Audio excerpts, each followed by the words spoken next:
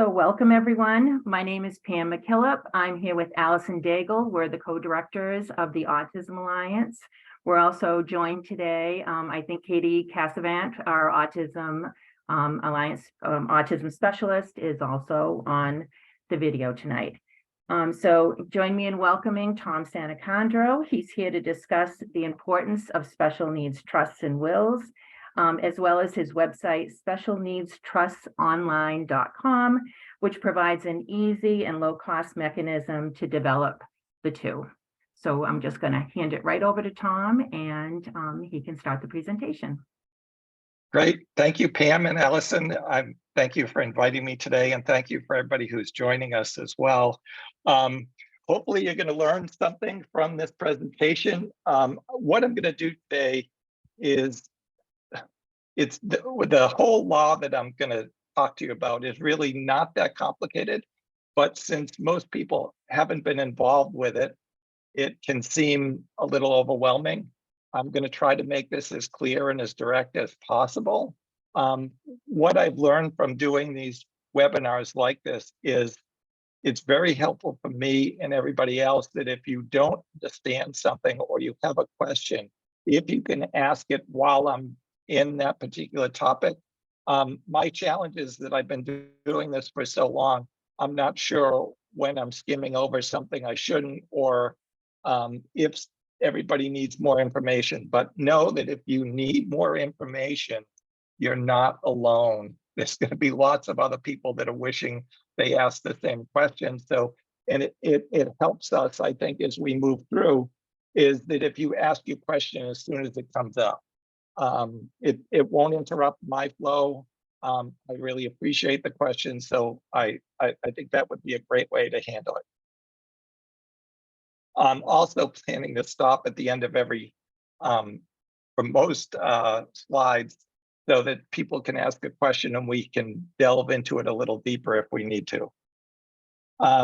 So first off, what we're going to talk about today. First off, I'm going to do a little deeper dive on why you should listen to me, what my qualifications are.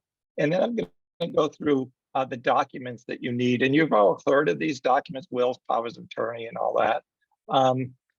But I'm going to try to explain them and how they fit together for a family who has a family member with a disability. And then I'm going to talk about the problem. Why do families who have a family member with a disability, why do they need to do something different? What's the purpose of this? Everybody here knows that they should probably do a supplemental needs trust, or otherwise known as a special needs trust, but they may not know exactly why they need to do that. And I'm going to explain that problem, talk about different solutions, and then finally I'm going to walk you through the website. The website is, I have started a nonprofit, 501c3 nonprofit organization that developed a website that provides all these estate planning documents at a super reasonable cost. And it's all done online. It's like LegalZoom or something like that. It's very simple, easy to use. But the difference is you get to set up appointments with me and talk to me directly, either on the phone or through Zoom like we're doing today. So that's the difference. And then any other questions? That's the plan for tonight. And I won't have you ask questions right now. So what are my qualifications? Why am I the guy talking to you tonight? I think the first thing is that I'm a dad. Like many of you, I have, my son has Down syndrome. He's 38 years old, so I've been around the block quite a few times at this point with all sorts of things. But I think that's my number one qualification, is that I really understand what families are thinking about, where their challenges are, the whole process. I'm also a lawyer. I've been practicing now for quite a while, to say the least, at this point. I've also been in the legislature, so I've looked at the issues around policy. I've been on local school committees, the whole works. In addition, I'm a researcher. I've been researching and working in the area of adults and children with disabilities in all sorts of ways, mainly around the area of education, but I've also been looking at and examining healthcare, special healthcare needs for kids as well. And in addition to that, I've been involved with technology and done web design, and that's how we ended up with the website that I'll be introducing you to later on. So this is the beginning of what we really need to talk about tonight. These are every document that you really need and should have. If you have a family member who has a disability, this is what you should have in place. And that's why many of you are here on the line. I'm going to go through each of these documents and we're going to talk about them, but they're the will, the special needs trust, also known as the supplemental needs trust, power of attorney, healthcare proxy, letter of intent, and ABLE account. Some of you know all those terms and know exactly what I'm talking about. Some of these terms may not be as familiar to you. So the first document, I think everybody understands, but you may have some questions about it. The will is the document that it's a piece of paper, obviously, that in Massachusetts and most states needs to be written out, needs to be witnessed by 2 witnesses, and also notarized to be so that the court doesn't have to pull it in. It controls the disposition of all your assets. It also names an executor or personal representative, as it's known in Massachusetts, and that's the person who hires the lawyer and carries out your wishes. You may designate a guardian for a minor or for other individuals that need incapacitated adults that may need guardianship. And it's also a way to take advantage of any tax savings. Hello, can you hear me now? Yes. Is there a question? No, I think I just muted her. I think she was. Okay. Any questions? Let me just stop right here. Are there any questions about the will?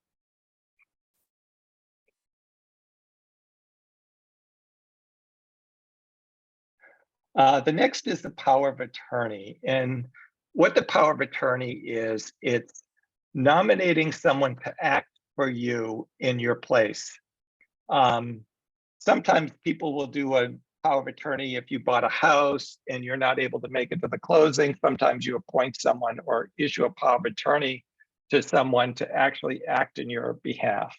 What the power of attorney does generally is it allows someone to act for you in your legal capacity in any way that you need. Whether it's going to the bank for you, buying or selling property for you, all sorts of things. That person that you appoint, which is the attorney, it's called the attorney in fact, or the agent that you appoint, you give the power of attorney to, can really do just about anything that you could do for yourself. And I just want to talk about the power of attorney. It is probably the most important document we're going to talk about tonight. More important than the will, the special needs trust, everything else, because once you've issued a power of attorney, whatever you didn't do, someone else can do for you if you're not able to in the future.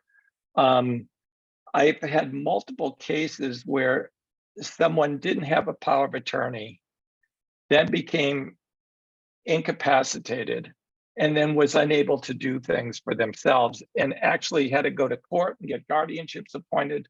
And it's just so much work and so much legal work that wouldn't have to be done if this very simple document was signed. Let me just stop for a second and hopefully there's some questions about power of attorney.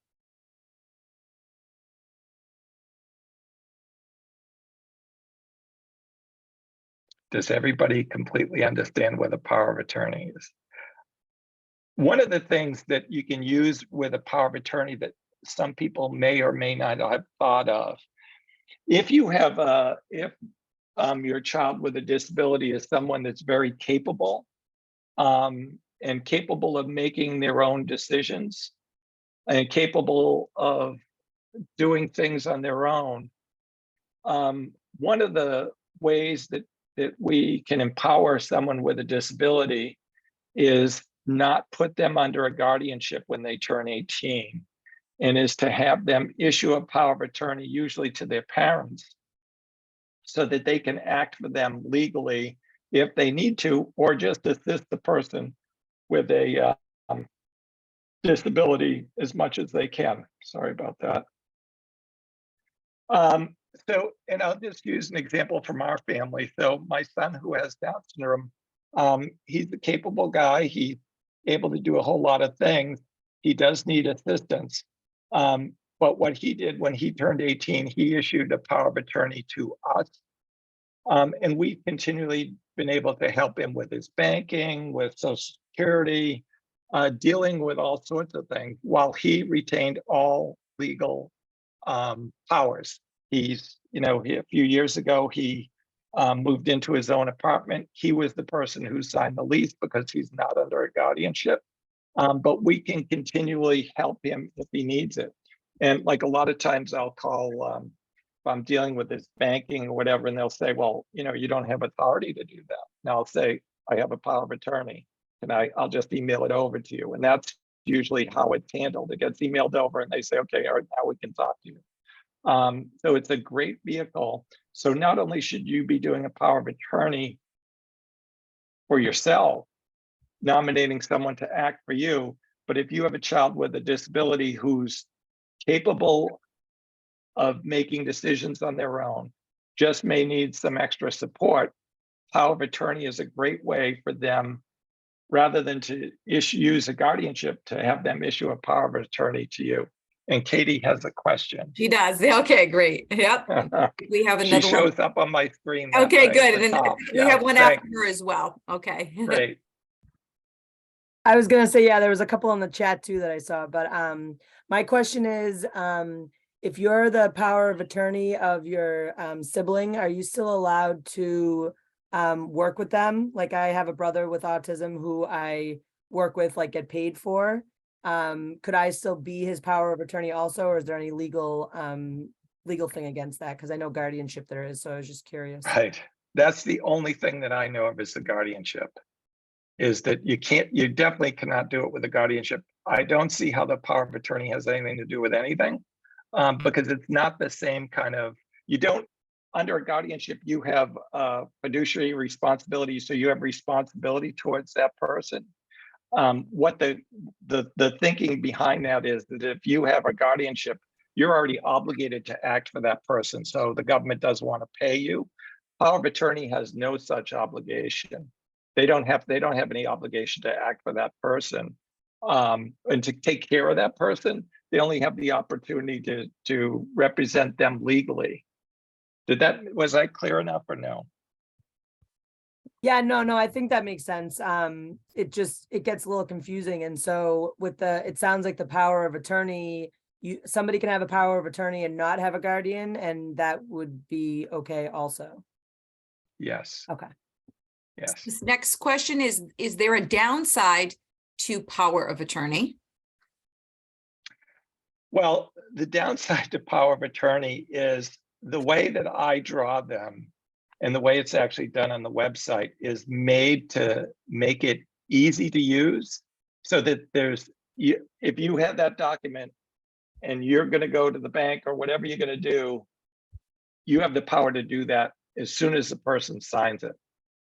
That's the good news, because it's really super easy to use and there's no little catch. You don't have to go to court. You don't have to prove anything. You don't need a doctor's note. You get to do it that way. The downside is the same, because it goes into effect immediately. You can do whatever you want for that person. For instance, so I've issued a power of attorney to my wife, and that's typical between married people, that they issue it to the spouse. The way that's issued is that she could, as soon as we sign that, she could go, and if I had bank accounts in my own name, she could go empty them if she wanted to do that. because the power of attorney is that easy to use. There are ways to draft a power of attorney that are called like springing power of attorney that only works when the person is disabled and unable to make decisions for themselves. I typically do not use that power of attorney because then you have to get a doctor's note and you have to prove that the person's disabled, and that can create all sorts of problems of using the power of attorney. So the downside and the upside of the power of attorney are the same factors, just how they play out. All right, the next question, and the last question for now is curious. What does take advantage of tax savings mean in relation to the will? So, and I almost took that out of that slide. So what happens is in Massachusetts, if you have an estate over $1 million, you have to pay an estate tax, meaning when you die and your estate is over $1 million, you have to pay an estate tax. Massachusetts is one of the lowest estate tax thresholds in the country. I think there's only nine states that have a lower threshold than 16 million, and we have 1 million. The reality of that 1 million is, though, that if you have a spouse, you can give everything to your spouse for free, essentially, and there's no tax consequences. The challenge is that the second person in the married couple who dies now has a much larger estate that is then going to go to someone else. You can do some tax planning around with a different type of trust than the supplemental needs trust or the special needs trust we're talking about. It gets a little complicated on how that works, but there are ways to do that within the will. Typically, what I advise clients is, my Massachusetts clients, that if you have an estate that's worth about 4 million, you don't need to start thinking about it, even if you live in Massachusetts, unless your estate is about 4 million to 5 million or above. And the hope is that Massachusetts will change that law. They attempted to change it this year. They were going to raise it to 2 million, which would then double my figures that I'm thinking about when I advise clients. I think the reality is my expectation is over the next few years that 1 million threshold will be raised considerably. But if you have a very large estate potentially, it's something to consider, and it's something that when you do an estate plan, you can actually mitigate the taxes you would owe. And hopefully that wasn't too confusing, but that's. Do you have, whoever asked that, do you want to put in a follow-up, or is that satisfy you?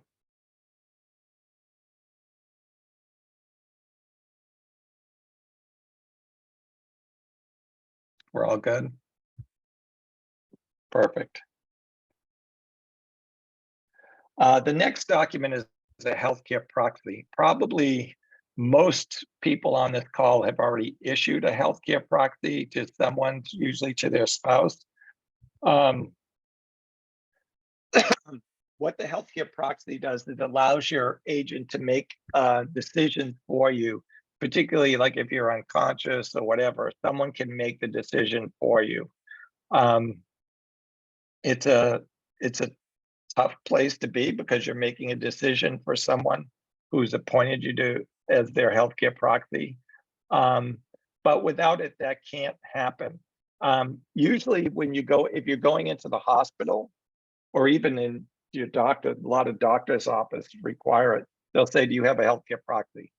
If you say no, they're going to put a form right in front of you right then and say, okay, you got to name someone and sign this document. Or they don't want to be stuck with you. The challenge is to the hospital is if you do not have a power of attorney, healthcare proxy, something happens to you where you can't make a decision yourself, they're going to have to go get a guardianship for you. So they're going to have to go spend money to get lawyers, to go to court, to get a guardianship to make a decision for you when you cannot, if you don't have a healthcare proxy. So again, this is a super important document that everybody should have. Probably many of you that on this call have already issued a healthcare proxy. Some of you may not have even realized you've done it, the way it happens so quickly in the doctor's office or in the hospital. But it's a critically important document. Again, this is another document that can be used by your child with a disability. Once they turn 18, it's if they're not going to be under a guardianship, it's really important that they issue you a healthcare proxy so you can help them with their medical decisions, that you can share their medical concerns with their doctor, because the doctor really can't talk to you once they're an adult. They have to make the decisions themselves. They have to do that unless they're under a guardianship. And I'll pause again for questions.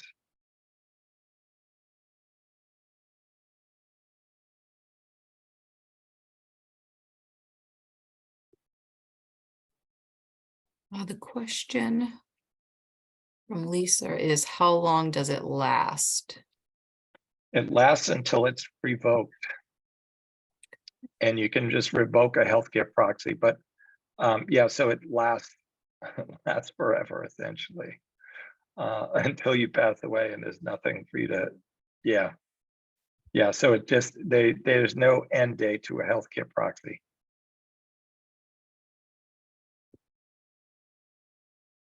Any other questions on that? Nope. This is another important document, the letter of intent. And it's one that I advise my clients a lot on.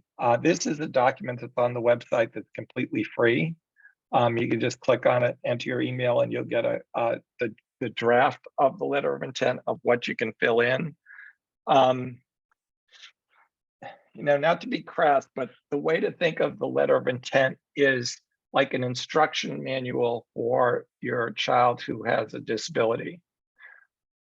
Who are that child's doctors? And child is like, can be an adult child as well. I'm just, you know, that's who we're talking about. But it's like an instruction manual, like who are their doctors? Who are their friends? What do they like to do? All those things that if someone has to step in and be involved in helping and supporting your child after you're gone, they have essentially this instruction manual that's going to tell them everything they need to know. The other piece that I think is really important about the letter of intent is that it also is a way to talk about your vision for your child if you're not around, particularly if your child is not verbal and not able to make their wishes or their, you know, what they really vision for their life known very clearly to someone. This is the time for you and your child to work together and come up with what is the vision for their care, their life, their social life, everything about their life, to put it in one document in one place so that someone can step in immediately and know exactly what you were thinking and even what your child was thinking at the time when you drew this together. This is not a legal document. There's no legal obligation to follow this, but it's something that's super important for someone. If they need to step in and help support your child with a disability. I'm pausing again for questions.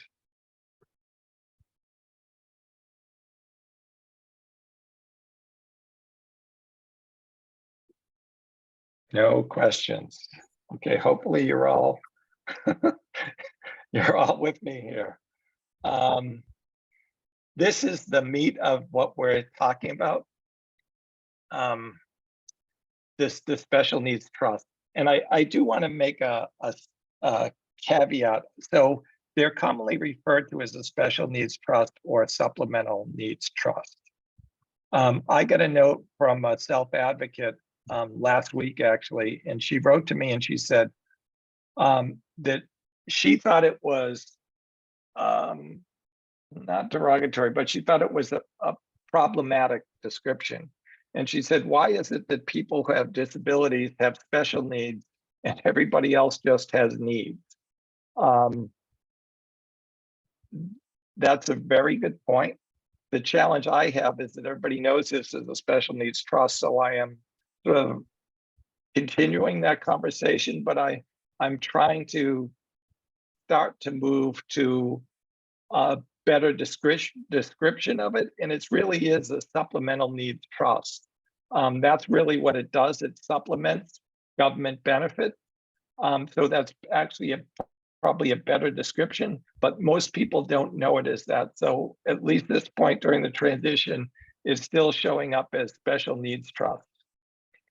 The special needs trust is that the advantage is that it allows your child to have money and still get government benefits. The disadvantage I have is that you need to hire an attorney and it needs to be drafted. Like I said in the beginning, the website that I'll introduce you to that I'm part of, the nonprofit organization, does this at a fraction of what it usually costs with an attorney. And I'll stop again, but we're going to get deeper into the special needs trust and why you need it and all that.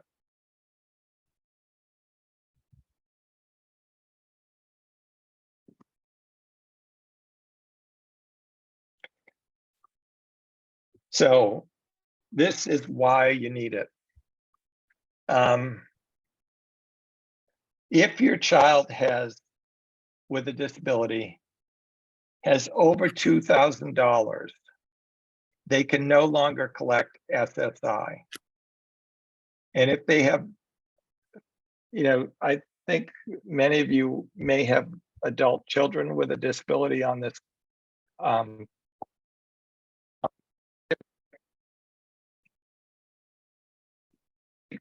By a single dollar and they have $2,001 in their account, they can no longer collect SSI, at least for the time period that they have excess of $2,000. So what happens with this, how this works, is that if you want to leave money to your child with a disability, or you want them to be a beneficiary under your life insurance or your retirement account, your IRA, your 401k, or if someone wants to give them money in their will, if it's like your parents want to give money to your kid who has a disability, they can't leave it to that child directly. It has to be left to the trust. Otherwise, if they go over $2,000, they're not going to be eligible for government benefits. That's the crux. That's why we who have family members with a disability need to do this type of planning, because if your child has a disability and is collecting SSI or some other government benefit, it puts them in jeopardy of losing that benefit. Because I think I had a bunch of, oh, no, I'm just gonna, I'll take questions and hopefully people have questions about this.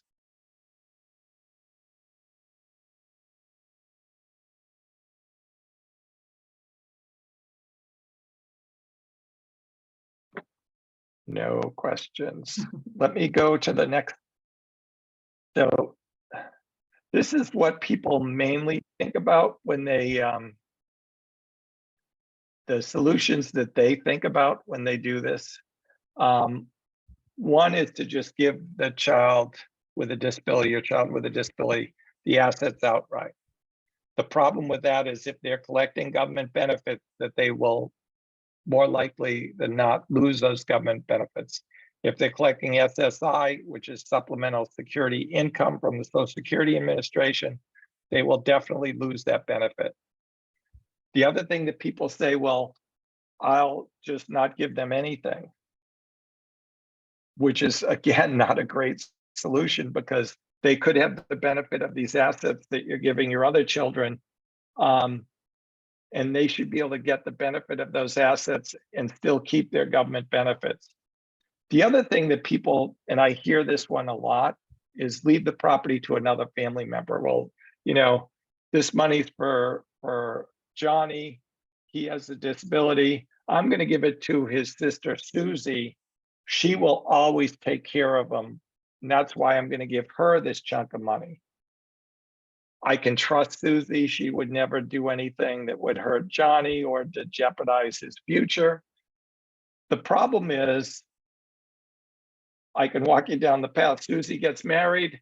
Now she loses, then gets divorced, loses half of her inheritance in the divorce, or gets sued because of some accident or malpractice suit or whatever, and loses all the money that she got.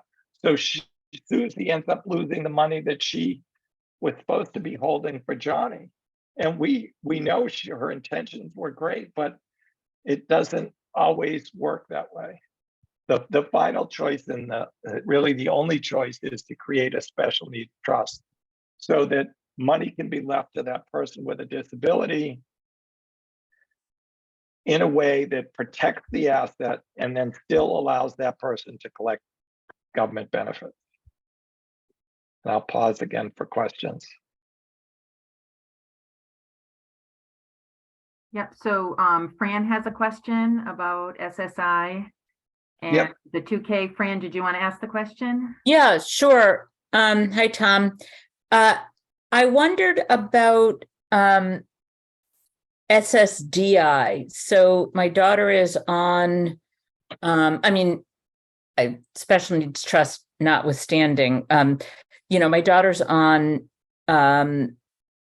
SSDI now because of her dad had gone on Social Security, so then that bumped her into SSDI.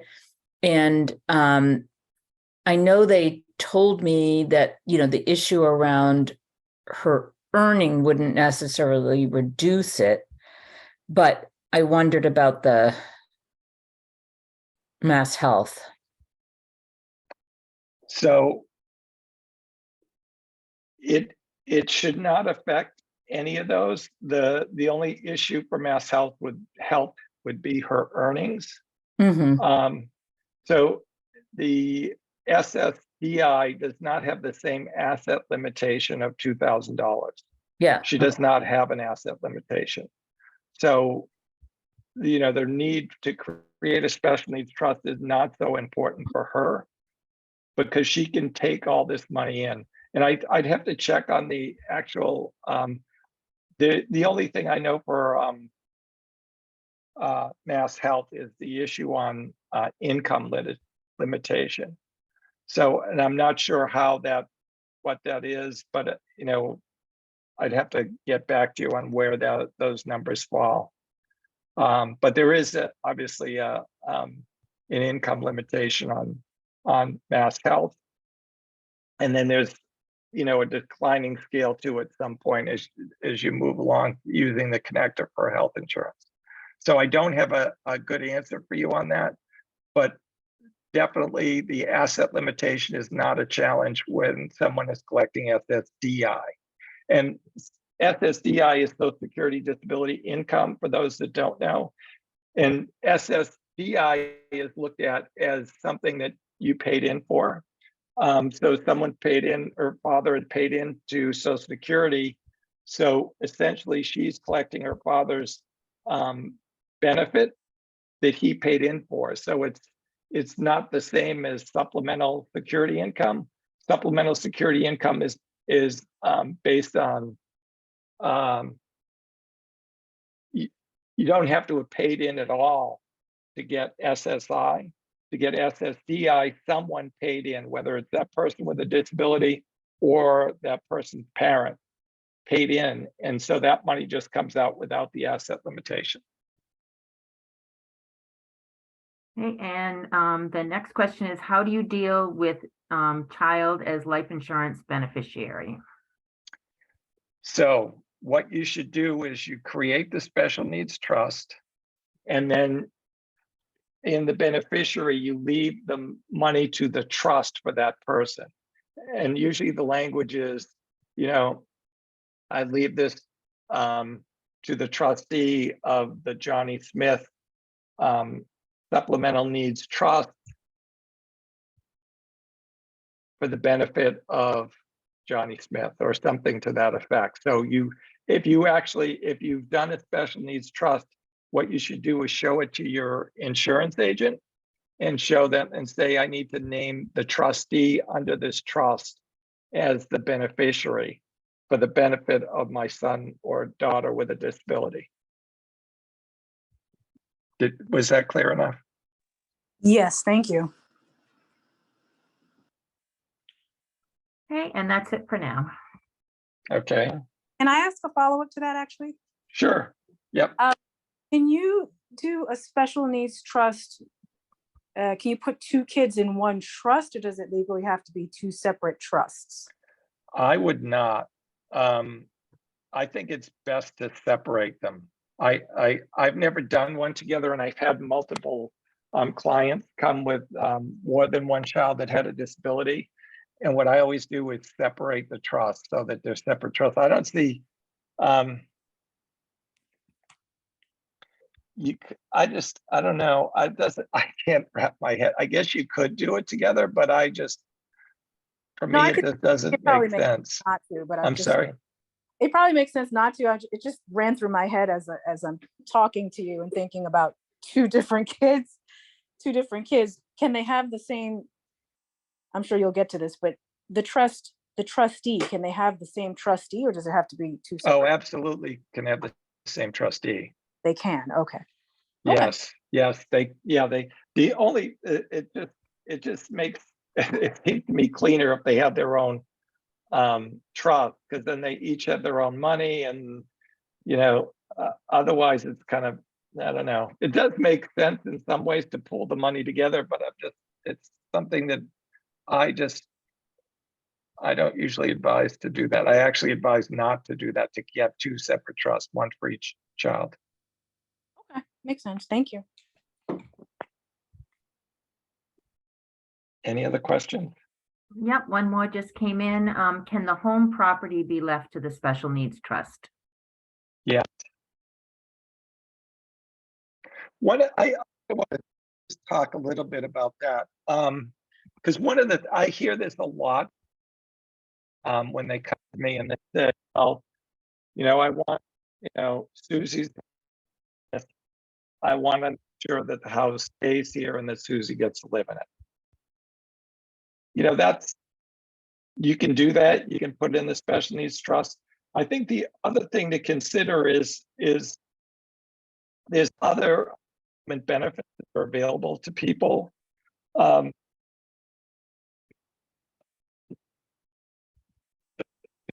you're kind of going in and out a little bit on the Because I'm putting my hands as well. Okay. It's hard for me to talk. Better. No, it's still cutting in and out. All right, how about now? Beautiful. Okay. Now I forgot the question. Something with What's- the house. Oh, another even the idea. house. Yeah. So you can put it in the special needs trust. But the other thing to consider is, your child is not going to stay the same through their lifespan, right? They're going to change and grow and have different needs. So it may not always be appropriate to think that they're going to want to be in the house. There's also a lot of folks with disabilities, if they have low income, can qualify for a Section 8 certificate so that they can get rental housing and paid for, 3/4 of it by the government. It's not always the great choice to leave the house to your kid. I'm sure it's the best choice for some families, but I would advise not to get stuck into that thinking is that the child should stay in this house that they grew up in. Talk to professionals, bring it up in when you're meeting, with Pam and Allison to talk about, well, what are some alternatives? If your child decides to live on their own in their own apartment, they can qualify for a government benefit. And so there's all sorts of other alternatives. So my only caveat for that is to make sure that you're giving your child enough flexibility and people enough flexibility. So as your child's needs and wants change, that they're able to accommodate that you don't need to think of the house as the one and only place that this person is going to be happy in, or it may not even be the best place for this person to stay in. But talk it over with family and friends and professionals, and particularly with your contemporaries. You know, if you're getting together in group, it's something to talk about. If you're comfortable talking about it, to see what other people are doing as well. But I think that a lot of people just think that that's the only thing that they can do and the best thing that they can do. And it's not necessarily the only and the best thing you can do. But the answer is you can absolutely do that and put the house in the special needs trust. Any other questions? Says another thought is to leave the home property to the state with the understanding of adult child staying in home with caregiver.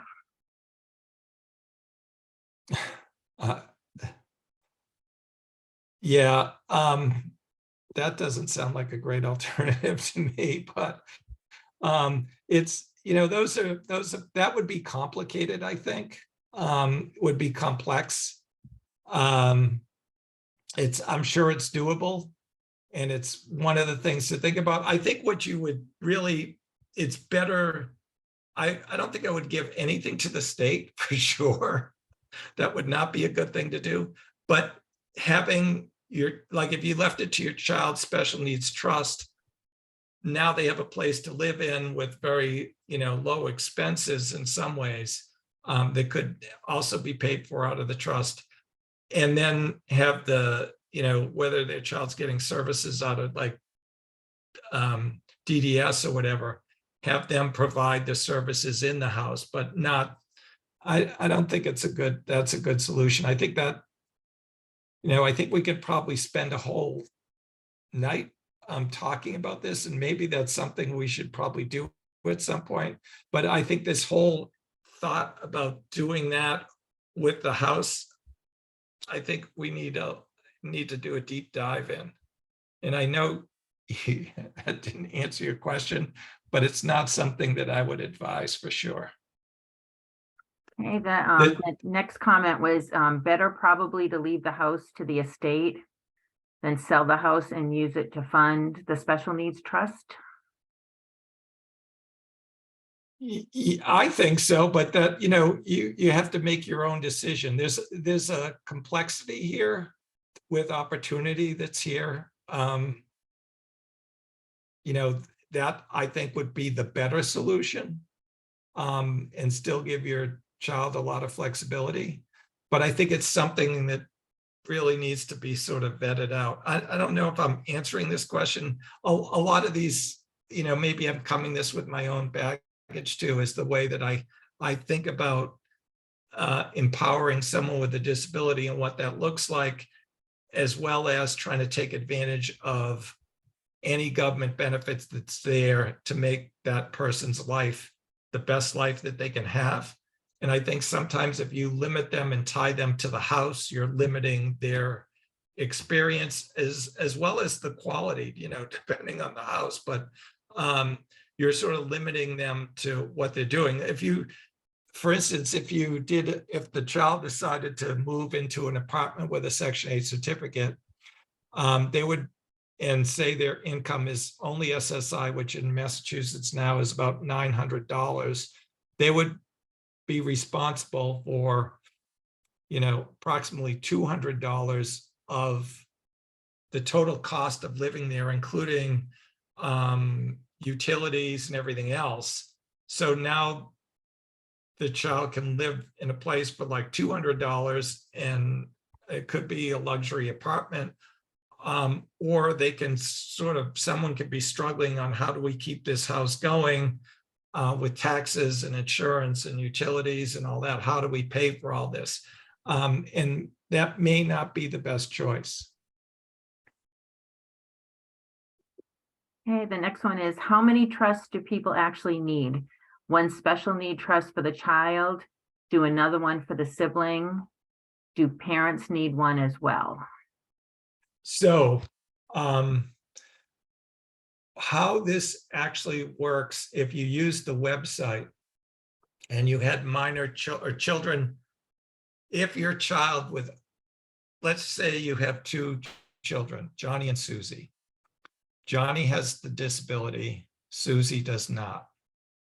When you pass away, say Johnny is 20 and Susie is 22. Under this trust, under the documents you would get through the website, Johnny's assets, it gets split in half. All the assets get split in half. Half goes to Johnny's special needs trust and half would go to Susie. But under the will, Susie would have her own trust until she turns the age of 25.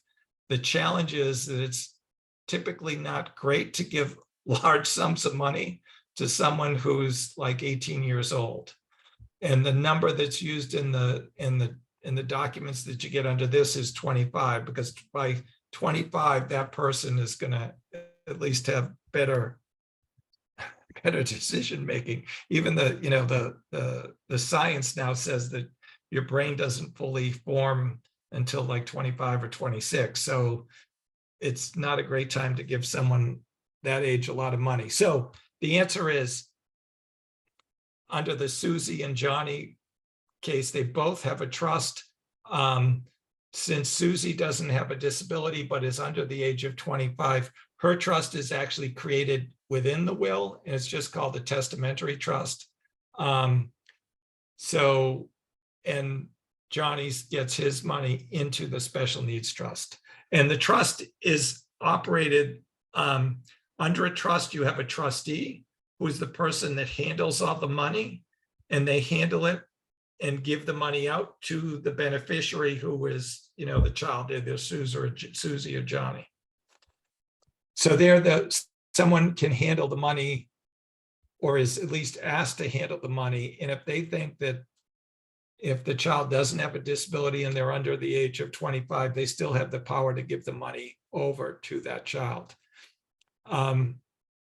That's let me see if there's any follow-up to that, and then I want to follow it up with something else. Okay, we have another question. Yeah. My mom and sister both have the child as the insurance beneficiary, as well as me and my husband. Do I need one trust for each of them or one for all of us? You just need one trust for the child with a disability. So if they're going to leave money to the child with a disability, it has to go into the special needs trust, but you only need one special needs trust. You do the special needs trust, say it's the Johnny Smith special needs trust. So grandma and brothers or whoever's going to give the money can give the money to the special needs trust for Johnny. Did that answer the question? Yes, very clearly. Thank you. And Tom, I just want to let you know, I'm looking, it's about 7:22 right now. So Are we ending in 8 minutes? we don't have to end in 8 minutes, but I want to be respectful of your time. And I know Yeah. you want to show the website too. So Yep. yeah. Yeah, this is just going over so Massachusetts, the SSI benefit right now, or in 2023, will be $914 a month. So, and if the child is living on their own or away from their parents, it's a little less if they're living with their parents. Once you're qualified for SSI, you're Medicaid or Mass Health eligible. The other thing just to know is that there's ABLE accounts. An ABLE account, you can donate up to $16,000 per year, and up to $100,000 is not counted against SSI. it's something that you can, and you're going to get this document, I guess. I'll send it to Pam. There's live links in the document that you can click on. This if you live in Massachusetts, to create an ABLE account, you can just go to the Fidelity website. The ABLE account is a great solution, but a good plan would be to have an ABLE account and the special needs trust. Because if you're going to end up giving more than 16,000 per year, and particularly an inheritance is going to be more than 16,000 a year. If you own a house or some asset, there's going to be more than 16,000. But it's another good tool to use. And let me just, any questions on the ABLE account?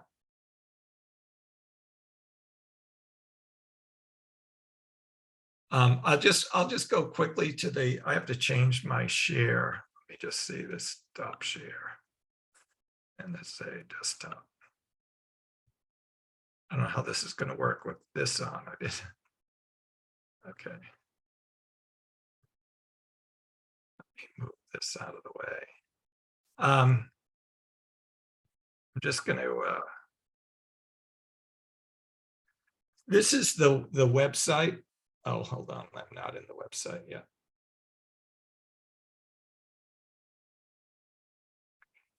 This is just the website, and there's a few things that I'm just going to point out on the website. First is services. These are the documents that we had talked about: the letter of intent, healthcare proxy, power of attorney for educational matters we didn't talk about, is not so needed in Massachusetts, and the special needs trust. And then there's resources, legal terms, ask questions, a whole thing about ABLE accounts. And there's also a blog.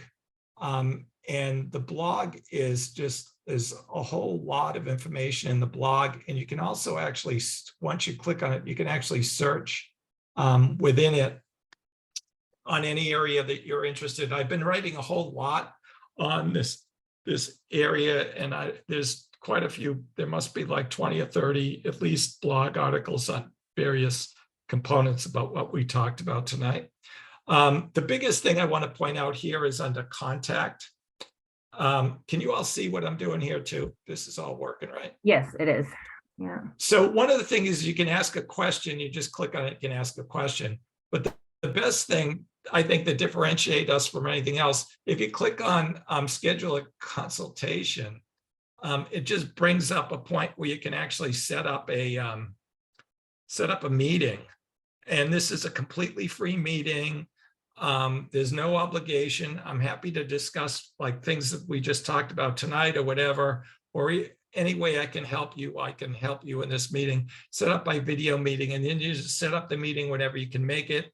And it's all done automatically. And if you had a question before you use these documents, that's what you use it for. Or if you did the documents and you have a question after, you can use it then.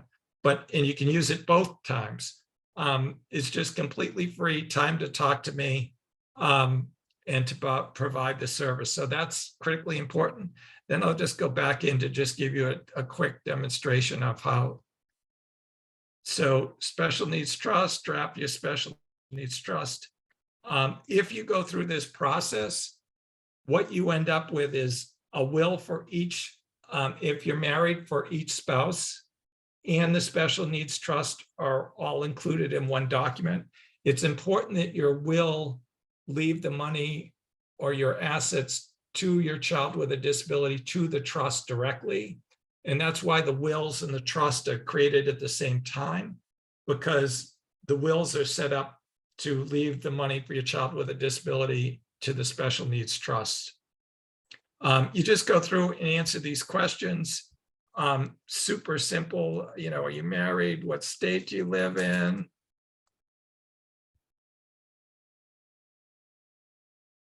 You just continue on. And so it's super simple. Your name, do you want to leave everything to your spouse? And then, so you just go through the process. Once you're done, you click on submit. It sends it'll then bring you up a page to pay. The cost is $500 for the 2 wills and the trust. And then the some of the other documents range from like $50 to $20. And then the letter of intent is free, as I had talked about before. So let me just go back to the.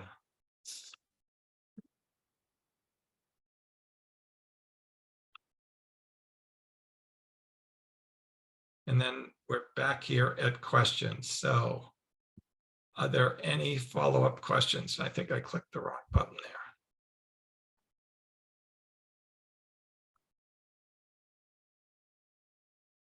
I want to stop sharing, but I Nope, you can't stopped see sharing. it. It doesn't show anymore, so I think you did it, what you wanted. Oh, perfect. Yeah, so Great.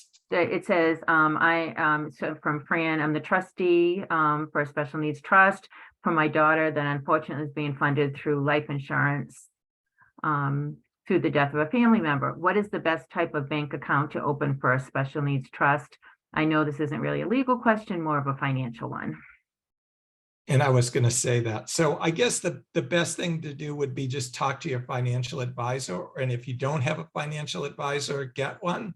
You could also even talk to like Fidelity folks. But I think the best thing would be to get a certified financial planner and to go to that person to help you with that process. I really can't advise that.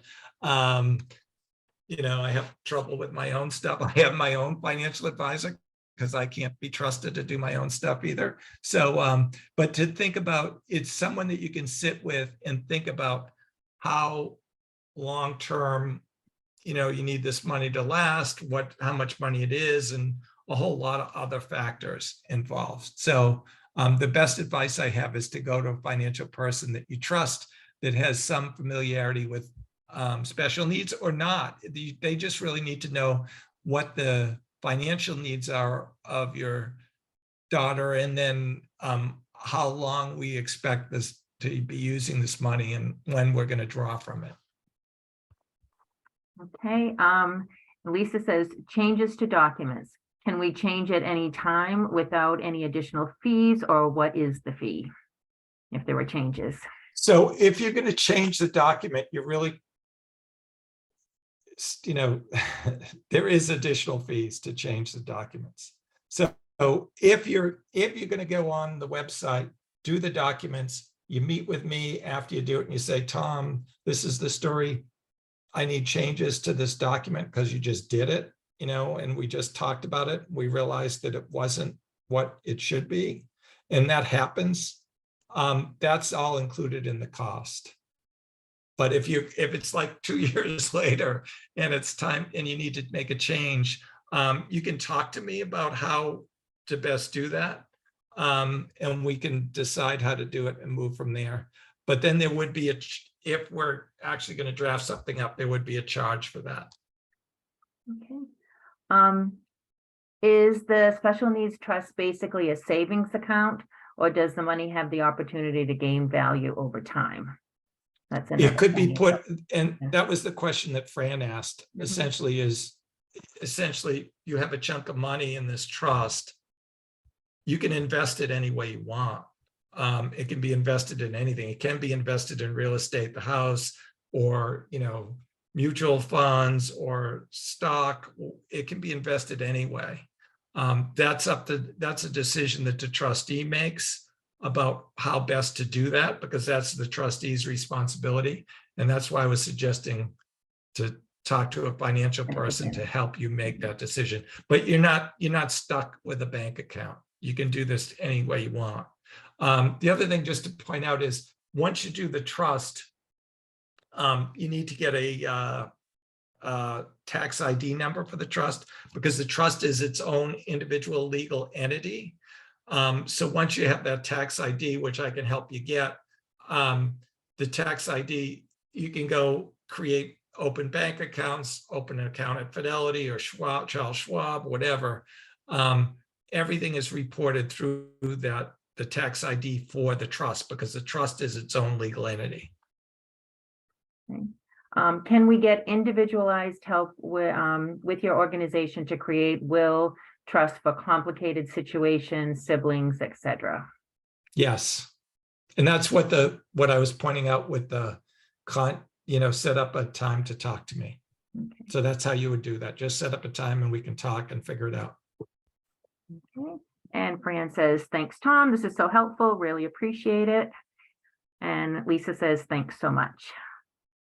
Great. And Holly. Thank says, you. Okay, thanks. Getting lots of things. Any other questions? So I never know. Fran, is that a hand wave or a one that you have something? Oh, no, that was an applause. Applause. Oh, good. I got to learn my reactions. Excellent. Right. So any other questions for Tom? Oh, wait a minute. Here's one. Yeah, do you need a tax ID before the special needs trust is funded? Yes. And the tax ID you can get it in a few minutes. You actually just go on the IRS website if any of you haven't done that. You just go on, enter the information about the trust, and then you click a button and they immediately send you a PDF with the tax ID. So it's something that's not, it's actually takes minutes to get the tax ID. Cool. Yeah, Dave says, thanks, Tom, very helpful. Fran said getting tax ID is very easy. And Deb says, so nothing is in the special needs trust until our deaths, though. That's the best way, I think, to handle it.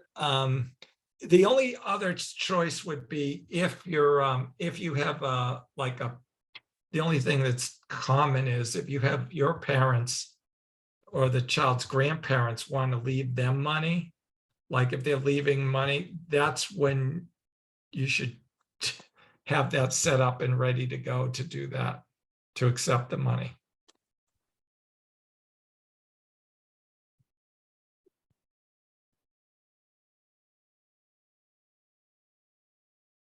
I think we're about I time. think that's it. Awesome. Well, thank you, Tom. Thanks so much. Lots of Thank you, great everybody. It was great to information. be here. Thank you, Great. Tom. Thank you. Excellent. Thank you. Good night, everybody. Bye, everybody. Thanks for coming. Coming. Good night.